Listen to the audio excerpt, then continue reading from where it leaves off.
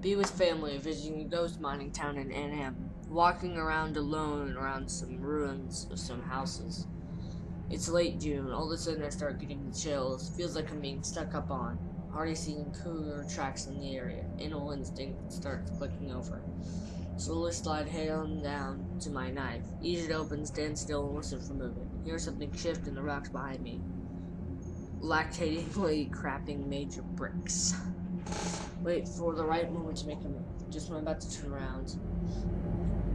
Like, just as I tense my muscles to turn, I feel someone put their hand on my shoulder and whisper something. I never figured out what it was it said to me. All I know is only a few words long. Directly after it happened, I got the insane sweats then watched my family. We left right after this on account that they were afraid I completely lost it. I walked up to them, white as ghost, still holding my knife. What still freaks me out is I just want to know what they told me. B20. Driving from Washington to Idaho. It's stuck in traffic at 11 o'clock at night. BF decides to take a different way to avoid traffic. BF told us to take the really dark road, no street lights, no other cars, and nothingness. Proceed up horrible road, start to get a bad feeling in my gut. We take a slight bend going around about 50 miles per hour. A girl was just standing there on the side of the road staring. She's about 10 to 12 years old. We drive a bit down the road. There she is again. BF and I just look at each other. WTF, that JPG. This road is on a cliff that just drops 3 feet from the road. We take another bend. There she is again, heart racing. She runs out in front of my vehicle. I yell at my BF to just hit her. Screw that noise, that JPG. She vanishes. At the end of the road, she is standing on the stop sign, waiting. We get closer, and this awful grin just appears on her face. Nope. We decide to run the stop sign and continue our trip. Never, ever again will I take that creepy pitch black road that's on a cliff. 4 months ago, parents and bro went to visit a family member. Stayed home alone with my dog, chilling like a villain in the living room. Around 11 p.m., I heard some scratching noises outside of my door. Ignored noise and thought it was an alley cat. My dog started to whine and stared at the front door. I calmed her down and suddenly we both heard a low moan, kind of zombie-ish but human. WTF. I checked on the people and there's this skinny shirtless dude with a white mask, apparently some brownish reddish mixture of blood across his chest. Nope, everything.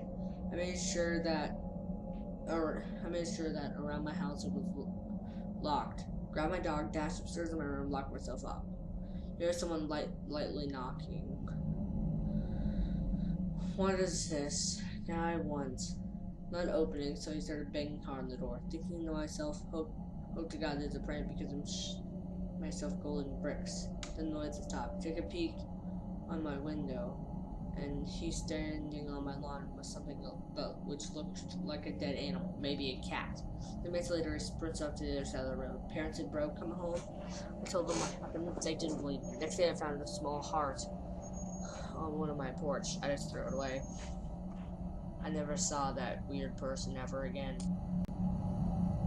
Grandma grew up in rural Mexico.